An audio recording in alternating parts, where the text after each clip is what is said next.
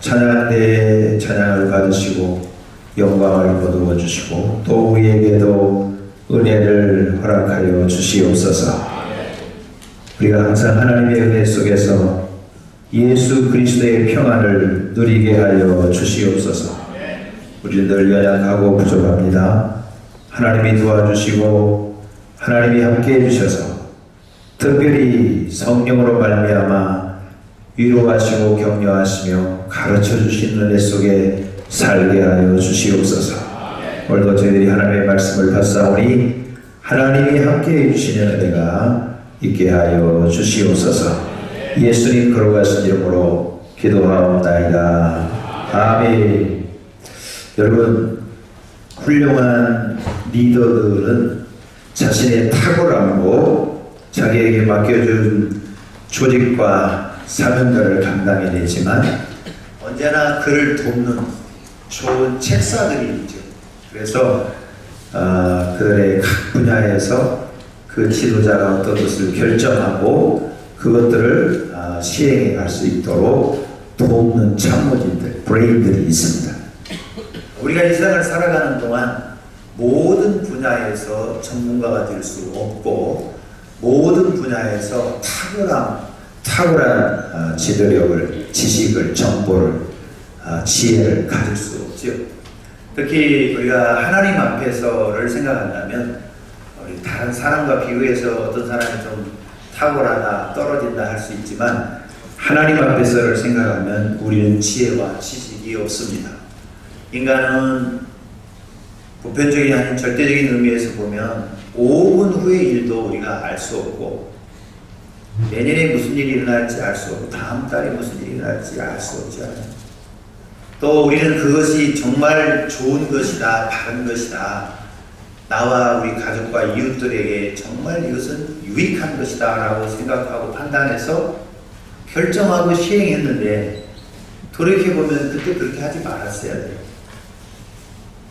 그것이 내 인생에 정말 좋은 것이라고 생각하고 그것이 없으면 안 된다고 애걸복걸하고 기도까지 하면서 그렇게 결정하고 시행했는데 지금 생각해보면 실수한 거예요.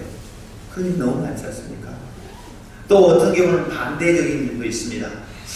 그때 꼭 그렇게 했어야 되는데 그거를 내가 간과하고 결정하고 시행하지 못하고 우물쭈물하다 그냥 보냈어요. 그랬더니 그때 꼭 그렇게 했어야 되는데 이런 게 너무 많잖아요. 그래서 누군가가 나보다도 훨씬 더 전문적이고 훨씬 더 나를 위하고 사랑해서 나에게 가장 좋은 지식과 지혜와 정보를 주고 판단하고 그것을 실행할 수 있는 어떤 도움을 준다면 얼마나 좋겠어요. 여러분은 누구의 말을 듣고 그것을 여러분의 가치로 여기고 또 그것을 결정하고 또 그것을 시행해야 합니다. 우리는 요즘 정보화 시대에 살고 있다고 하지만 정말 쓰레기 같은 정보가 너무 많고 정작 우리 자신을 유익하게 하려고 하는 그런 정보는 매우 부족한 상태입니다. 홍수가 나면 온 천지가 다 물이지만은 정작 마실 물이 없는 것과 똑같아요. 홍수가 나서 이 세상이 다 물에 잠기면 마실 물이 없는 거예요. 모두가 다 탁하고 그리고 다 오염돼서 그 물 마시면 죽는 것과 같이 요즘 정부의 바닷속에 헤매온 우리가 그런 것과 같아요. 근데 감사하게도 하나님은 우리에게 모든 것을 가르쳐 주시고 인도해 주시고 지혜와 지식을 주시고 권면해 주시고 격려해 주시고 위로해 주시고 특히 상담해 주시는 분을 보내주시겠다고 주님이 약속하셨어요. 그 이름을 보혜사라 그랬습니다. 보혜사라는 말은 원래 의미는 곁에 계신다라는 뜻도 있고요. 곁에, 늘 내 곁에서 또 오늘 본문의 말씀 보면 예수님께서 보혜사를 우리 곁에만 있게 하는 것이 아니라 우리 속에 있게 하겠다. 아예 우리 속에 성령님이 오셔서 우리 안에 거하시면서 우리의 상담자가 되어주시고 위로자가 되어주시고 교사가 되어주시고 인도자가 되어주시고 우리를 감동해 주시고 감화해 주시고 힘들고 어려울 때 위로자가 되어 주시는 그런 성령님을 우리에게 보내주시고 우리 속에 계시게 하겠다라고 약속하셨습니다. 여러분의 마음에 누가 진정한 의미의 교사이고 또 상담자입니까? 오늘 예수 믿어 구원받은 우리는 우리 안에 성령님이 내재하고 계시니까 성령님의 가르침을 받아서 승리하고 성공하고 행복한 인생 살고 하나님의 뜻을 이루고 하나님의 나라를 예비하며 상속자로서 상급을 준비해가는 데 있기를 주님의 이름으로 축복합니다. 그때 내가 그걸 너무 그렇게 하기를 잘했어. 내가 그때 그렇게 결정하고 그렇게 시행한 것이 오늘 이것이 열매야 라고 말할 수 있는 그런 은혜가 계속되기를 바랍니다. 성령님은 진리의 영이라고 말합니다. 진리라는 참이죠. 거짓이 아닙니다. 이 참이라는 말은, 진리라는 말은 거기엔 생명이 있다라는 뜻입니다. 여러분, 진리는 상대적인 진리도 있지만 하나님의 말씀 안에서의 절대적 진리는 거기에 생명이 있다는 것입니다. 생명이 있어요. 여러분, 세상에 참이 아닌 것은 다 거짓은 결국에는 죽음으로 내모는 거거든요. 근데 진리, 참은 거기는 생명을 주는 것이 진리예요. 성령님은 우리에게 생명을 주십니다. 우리를 거듭난 하나님의 자녀가 되게 하고 영원한 하나님의 생명, 예수 그리스도의 부활 생명을 갖게 해주시는 분이에요. 그래서 성령님이 말씀하는 것은 진리예요. 진리신 그 성령님은 우리에게 생명을 주시고 풍성하게 해주세요. 하나님의 특징이 그렇다고 그랬잖아요. 하나님의 특징은 생명이시고 하나님에게만 생명이 있고 하나님으로부터 생명이 나와요. 생명은 생명으로부터 나오는 것이 원리 아닙니까? 이 피아노는 아무리 오래 놔둬도 피아노가 새끼나는 법이 없어요. 그러나 저 나무는 생명이 있기 때문에 잘 가꾸면 새끼치기를 합니다. 과일나무는 과일을 맺어요. 그러나 아무리 금으로 만들고 보석으로 꾸며도 생명이 없는 것에는 절대로 생명이 재생산되지 않습니다. 무에서 유가 창조될 수가 없어요. 하나님만이 하십니다. 하나님만이 생명이시기 때문에 온 우주 만물의 생명은 하나님께서 나오죠. 하나님은 생명이시고 그리고 그 하나님의 생명은 그냥 혼자 있는 게 아니라 항상 관계적으로 있어요. 이게 삼위일체 하나님의 신비죠. 성부와 성자와 성령 하나님이 사랑으로 하나 되어 있어요. 그래서 생명은 늘 사랑이 있습니다. 생명에는 사랑이 있고 그 사랑의 결과로 또 재생산의 역사가 이루어지죠. 그래서 성령님은 우리에게 그런 걸 주시는 거예요.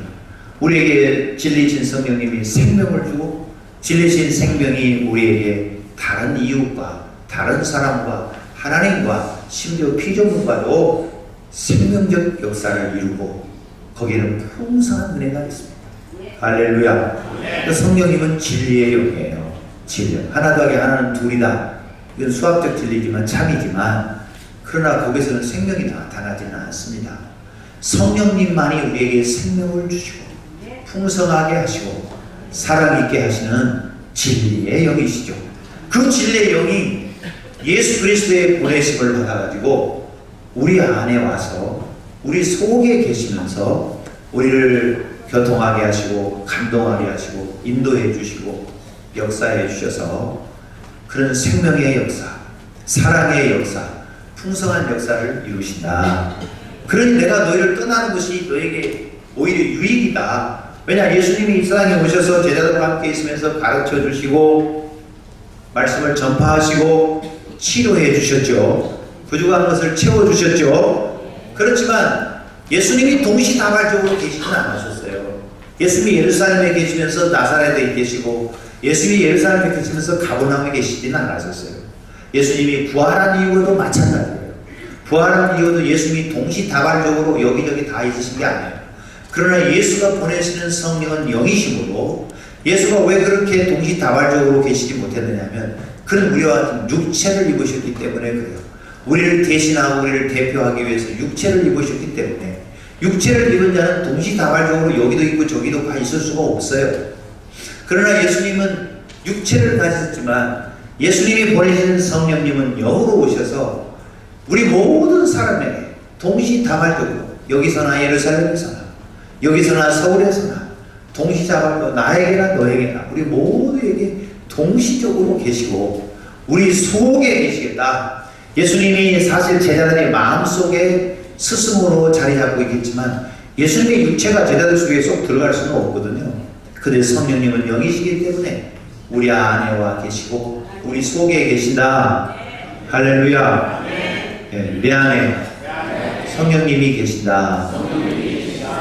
여러분, 우리는 이것을 믿고 사는 사람들입니다. 성령의 도우심을 받고 사는 사람들입니다. 예수 믿어서 내 성품이 좀 달라지고 예수 믿어서 내가 원하는 기도가 조금 응답된다, 이 정도가 아니에요. 이거는 세상 종교가 하는 겁니다. 진짜 성경에서의 신비가 뭐냐? 그런 하나님의 삼위일체 하나님이 아버지가 아들을 보내시고 아버지와 아들이 다시 성령님을 보내셔서 우리와 영원토록 함께 계시겠다. 너희 속에 있겠다. 그러면서 보혜사가 오면 너희들에게 가르쳐 줄 것이다. 내가 말한 모든 것을 생각나게 할 것이다. 모든 것을 가르쳐 주신다. 이 모든 것을 가르친다는 말에는 이 세상에서의 우리의 삶과 하나님의 나라에서 우리가 누려야 할 영원한 것에 대해서, 진리에 대해서, 말씀에 대해서, 우리 인생에 대해서 가르쳐 주신다. 그래서 여러분, 오늘 이 설교 말씀을 듣고 오늘 예배를 드리고 여러분의 마음속에 인생에 예수 그리스도가 보내신 성령님을 스승으로 모시고 그를 상담자로, 위로자로, 격려자로, 교통케 해주는 분으로, 나를 감동해 주는 분으로, 나를 인도해 주는 분으로 모시고 사는 은혜 있기를 바랍니다. 모든 것을 가르쳐 주신다고 했는데 그 중에 예수님이 특히 세 가지를 딱 집어서 이야기했어요. 우리 요한복음 16장에 세 가지를 딱 찍어가지고 말씀해 주셨습니다. 오늘 우리가 교독했죠? 첫째는 예수님이 오시면 죄에 대해서 가르쳐 준다. 죄에 대해서 세상을 책망한다. 그랬습니다. 우리를 책망하는 게 아니라 세상을 책망한다. 여러분, 죄라는 것을 어떻게 생각합니까? 교회는 맨날 죄 얘기해서 어떤 사람은 불편해하는데요. 그러나 죄가 우리의 근본 원인이기 때문에 병원에 가서 의사에게 여러분이 진단을 받았는데 의사가 여러분에게 암이라고 예를 들면 그렇다고 하십시다. 아이고 선생님 왜 이제 왔어요? 암입니다. 몇 기입니까? 예, 암 3기였을 때 곧 내려야 되겠네요. 터미널 환자입니다. 터미널 환자. 인생의 길에서 이제 하차해야 된다고. 여러분이 구토가 나요. 구토가 너무 심해가지고 의사를 불렀더니 이제 암이기 때문에 그렇습니다. 또 이제 뭐 이래저래 해가지고 피부가 너무너무 거칠어지고 가려움증이 생겼어요. 예를 들면. 그래서 이렇다 그러니까 암이기 때문에 그렇습니다. 밥맛이 하나도 없어요. 암이기 때문에 그렇습니다. 체중이 점점 빠져요. 암이기 때문에 그렇습니다. 그러면 그 환자가 화를 내야 되나요? 왜 선생님은 맨날 암 얘기만 합니까? 그렇게 할 수 있나요? 암이 원인이기 때문에 선생님은 암을 치료해야 구토 증상이 없어집니다. 암을 치료해야 밥맛이 납니다. 암을 치료해야 피부가 건조하지 않고 체중이 빠지지 않고 기력이 없어지지 않고 암을 치료해야 됩니다. 그래야 되는 거 아니에요. 하나님의 말씀에 보면 우리 인생의 모든 고난과 질병과 삶의 모자람과 그리고 갈등과 그리고 죽음은 이 죄 때문이라고 부르는 거예요. 다 같이 한번 따라서 죄는 암덩이와 같다. 그러는 거예요. 성경의 우리의 인생의 생로병사의 진정한 원인은 암이 아니라 죄입니다. 근데 죄에 대한 정의가 많습니다. 에덴 동산에서 하나님이 선악과를 먹지 말라, 먹는다면 너는 정령 죽으리라. 그런데 아담과 하와는 하나님의 말씀을 무시하고 뱀의 말을 듣고 사탄의 말을 듣고 선악과를 먹어버렸어요. 그래서 이제 죄를 짓게 된 것입니다. 죄는 그래서 무언가를 하라고 하는 건데 하지 않거나 하지 말라고 하는데 하거나 하지 말라고 하는 것을 안 하고 하라고 생각함에 있어서도 부족하거나 이런 것을 죄라고 한다. 예수님이 죄를 확대시켜서 행동으로만이 아니라 말로만이 아니라 생각으로도 그런 죄를 짓는다. 이렇게까지 말씀하셨어요. 그러니까 우리는 늘 죄에 대한 생각은 뭘 먹지 말아야 되는데 먹었다든지 마시지 말아야 되는데 마셨다든지 하지 말라고 했는데 했다든지 하라고 했는데 안 했다든지 이런 나의 행동에 대해서 소위 말해서 do 혹은 don't 이것을 거꾸로 했다. 하라 하지 말라 거꾸로 했다. 이게 죄라고 생각하죠. 사실 그렇습니다. 그러나 우리가 그렇게 하고 싶지 않는데도, 어떤 경우는 그렇게 하고 싶지 않는데도 내가 자연스럽게 그렇게 해버리는 경우가 있어요. 이것은 우리가 죄인으로 태어났기 때문에 그래요. 우리는 죄를 지어서 죄인이 되는 게 아니라 죄인으로 태어나기 때문에 죄를 가지고 이 세상에 태어났어요. 그런데 이제 예수님은 뭐가 죄라고 그랬냐면 예수님 스스로가 설명했어요. 죄란 무엇이냐? 죄는 죄에 대하여 세상을 심판한다, 책망한다. 성경이 보시면 그 죄가 뭐냐? 그럴 때 나를 믿지 아니하며 라고 했어요. 다 같이 한번 하겠습니다. 예수 믿지 않는 것이 가장 큰 죄다. 용서받지 못할 죄다. 이런 죄 때문에 사망이 왔고 죄 때문에 생로병사에 가지가지 어려움이 있는데 이 죄 문제를 해결하기 위해서 하나님의 아들 세상에 보내셨단 말이에요. 우리와 같은 사람의 몸을 입고 성탄절에 오신 것은 우리를 대신하고 대표해서 우리의 죄값을 주 십자가에 치르시기 위해서 오셨단 말이에요. 예수가 부활하신 것은 우리에게 영원한 생명을 주시기 위해서 참된 육체를 주시기 위해서 부활하셨단 말이에요. 그래서 그 예수를 믿으면 우리가 아담의 후손으로 아담의 혈통을 따라서 우리가 죄인이 되지만 우리가 죄를 용서받고 구원받는 것은 믿음으로 돼요. 혈통으로 되지 않습니다. 통일교 문선명이처럼 지피를 받아야 된다 그래가지고 여자들 다 독간하고 그런 짓을 안 해야 돼. 그렇게 해서 우리가 구원받는 게 아니에요. 우리는 무엇으로 구원을 받느냐? 믿음으로 받아요.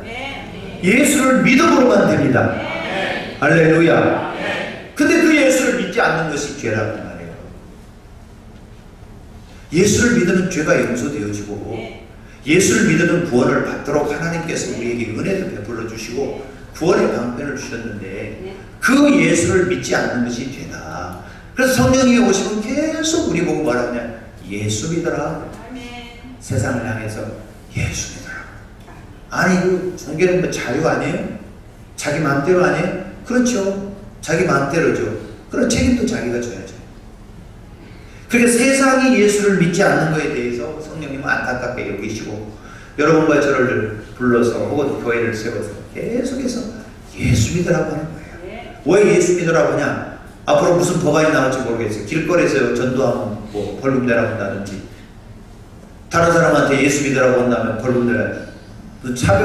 차별법인가 뭐인가가 너 예수 믿으라 믿지 왜 딴 사람 예수 안 믿는데 믿으라고 하느냐? 그 차별이고 무슨 이단이라고 거기는 구원이 없다고 말하느냐? 이것이 차별이다. 이렇게 하면 큰일 날 법이죠. 부모가 자식이 공부 안 하는데 공부해라고 하면 왜 나 공부하고 싶지 않은데 왜 나 공부하라고 해요? 그러면 안 되죠. 내가 마약하는데 누군가 마약하지 말아라. 그럼 차별 아니겠어요? 자기 마음대로 해야 되는데. 그러면 안 되죠. 그런 뜻이 아니겠죠. 여러분, 예수를 믿지 않는 것이 죄라고 성경은 분명히 말합니다.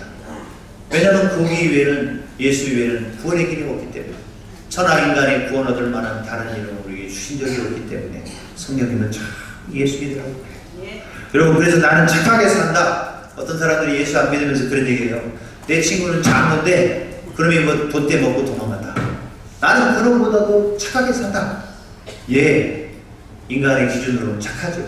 그러나 하나님의 기준으로 보면 예수 믿지 않는 그 사람이 죄인인 거예요. 예수 믿으면 용서받는 길이 있어요. 그러나 예수 믿지 않으면 하나님 편에 보면 다 도토리 기대예요.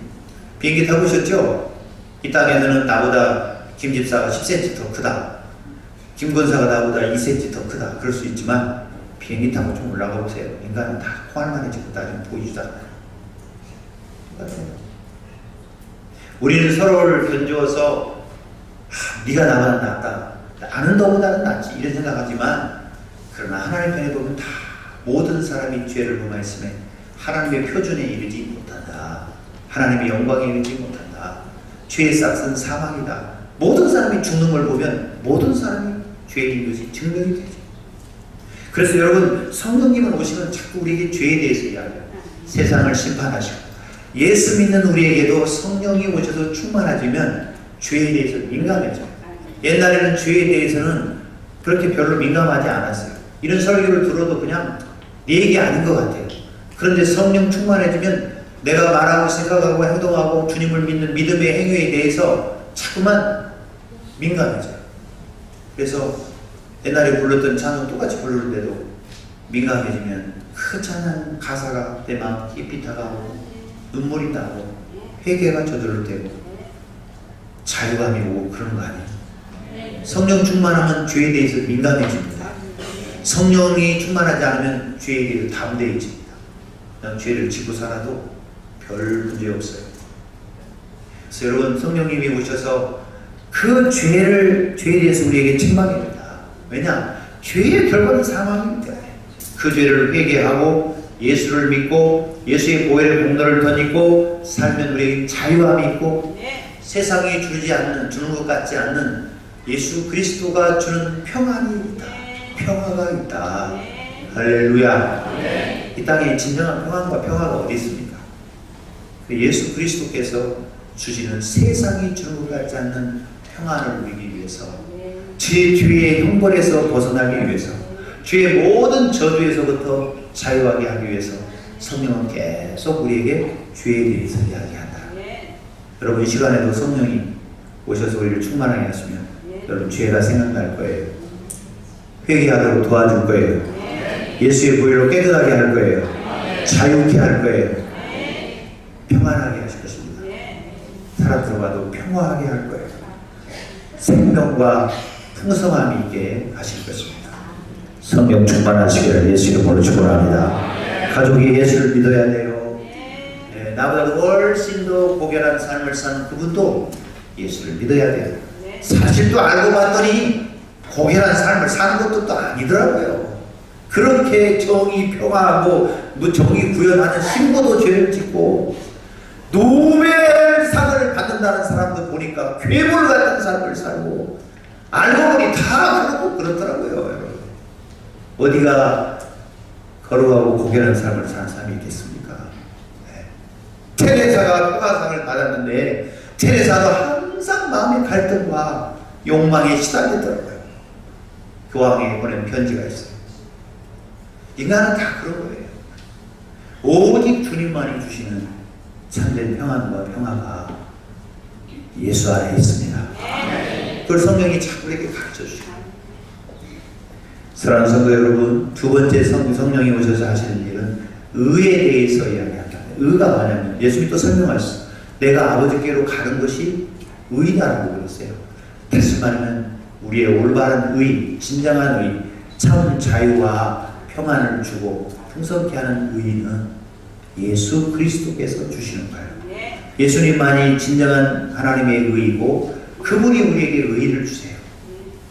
예수님이 우리를 의를 주기 위해서 사람을 몸을 입고 이 땅에 오신 날이 성탄절이고, 우리를 위하여 기꺼이 죄의 짐을 지시고 십자가에 죽게 하신 분이 바로 예수님이고, 죽으신 분이, 그리고 우리에게 영원한 생명을 주시기 위해서 부활하신 분이 예수님이고, 우리가 그 예수님을 믿고 거듭나 그 은혜를 누리도록 우리를 의롭다고 용서받은 죄인에 불과한 것이 아니라 하나님이 예수 안에서 우리를 의롭다고 해주시는 칭의를 베풀어 주신 그 은혜가 예수 그리스도 때문에 오는 거 아니에요?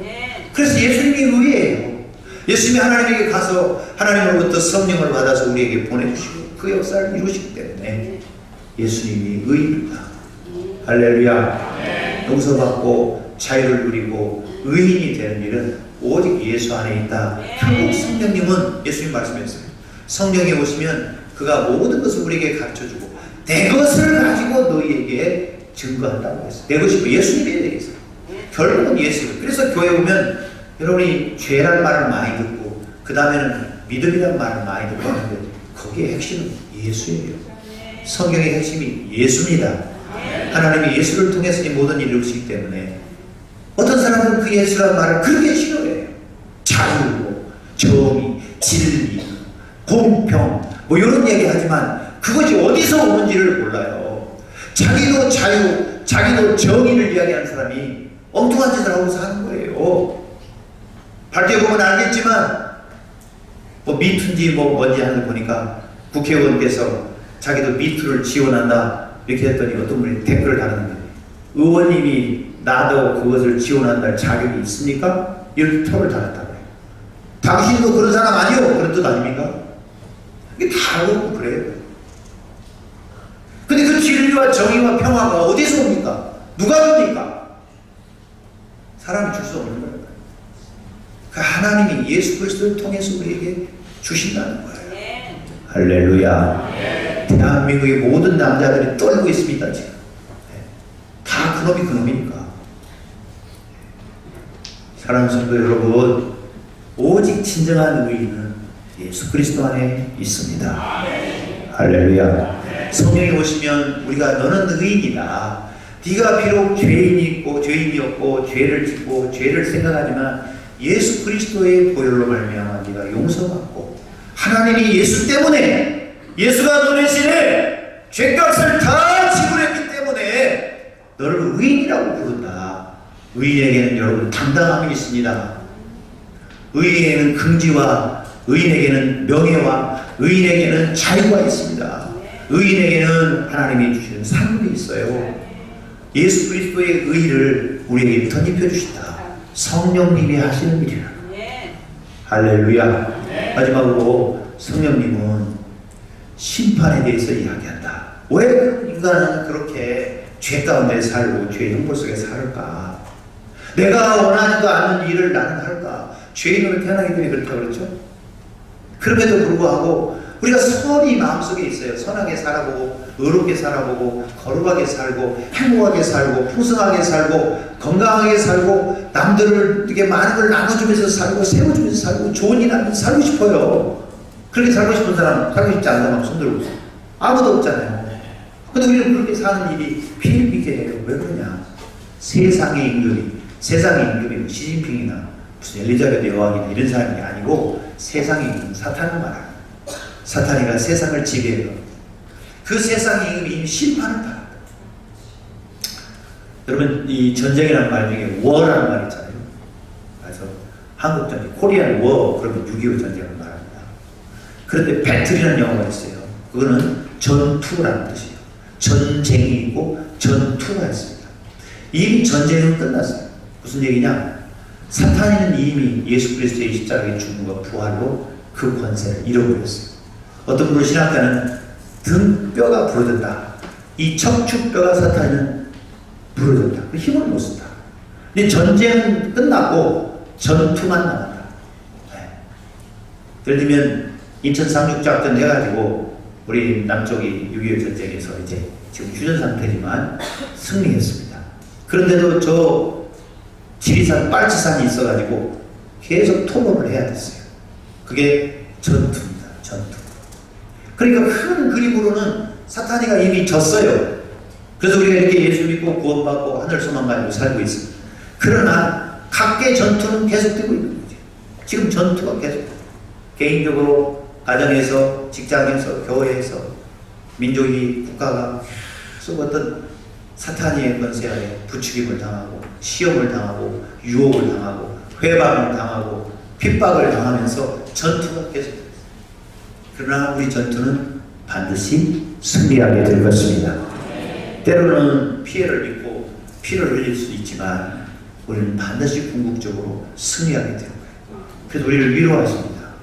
너희가 세상에서 환난을 당하나 담대하라. 내가 세상을 이기었노라. 할렐루야. 예수님이 우리에게 오셔서 우리를 대신하고 대변하여 십자가에 죽으셨으므로 우리의 죄값이 지불되고 그러므로 우리는 의롭게 되었고 구원을 받게 되었고 성령이 오셔서 우리를 계속 도와주시다. 한 말씀 더 드리겠습니다. 이것은 너무나 종교적이고 신학적인 이야기를 한 거 아니에요? 그러나 그것이 근본입니다만 성령님은 오늘도 우리가 살아있는 이 세상에서 오늘의 이 현장에서 내 안에 계시면서 가르쳐 주십니다.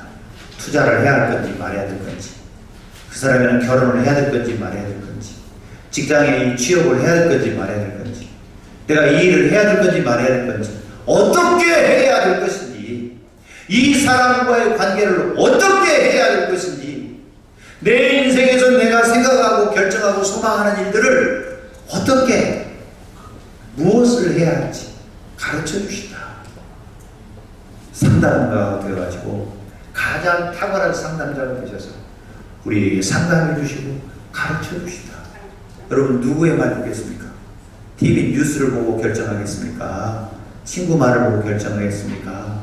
여러분 생각을 해가지고 결정하겠습니까? 우리는 기도하면서 살 수 있고 성령님에게 물어보며 살 수 있고 그 말씀에 따라서 순종할 수 있는 용기를 얻을 수 있고 지혜와 지식을 가질 수 있다. 성령님에게 물어보고 삽시다. 따라서 합시다. 내 마음에 성령님을 스승으로, 상담자로, 선생님으로, 위로자로, 격려자로, 인도자로 모시겠습니다. 이미 우리 안에 있으니까, 이미 너희 안에 영원토록 있으니까 그 은혜를 누려가시기를 바랍니다. 기도하세요. 말씀을 보세요. 그러면 말씀 보는 가운데 지혜가 생각나고 지식이 생기게 되고, 기도하면 하나님이 돕는 자를 붙여주시고 우리에게 아이디어를 주시고 하나님이 우리에게 가지가지 우리의 길을 인도해 주세요. 나도 나를 모르는데 네가 나를 어떻게 아냐. 무슨 유행가 가사가 그러더라고. 나도 나를 몰라요. 내 인생을 내가 결정했지만 내 인생 내 결정대로 되는 사람이 누가 있어요. 내가 원하지 않는 곳에 가 있고 생각지도 못한 하나님의 은혜 속에 살게 되고 돌아보면 그래요. 앞으로 우리 남은 생애를 성령의 인도하심 속에 가르쳐주심 속에 살 수 있는 축복이 있기를 바랍니다. 이것은 여러분만이 아니라 저도 예외가 아니에요. 뭐 이렇게 했으면 됐겠다 하고 했는데 나중에 보니까 그렇게 했으면 안 됐어요. 꼭 그렇게 하면 안 될 것 같았는데 그때 그렇게 했어야 돼. 이런 게 얼마나 많이 있습니까? 후에 막고 가고 실수하고 실패하는 성령님의 가르쳐 주시는 은혜 속에 사는 우리가 되고 기도하면서 그 은혜를 누려가는 축복이 있기를 예수 이름으로 축원합니다. 우리 찬송하겠습니다. 성령으로 충만하여서 이런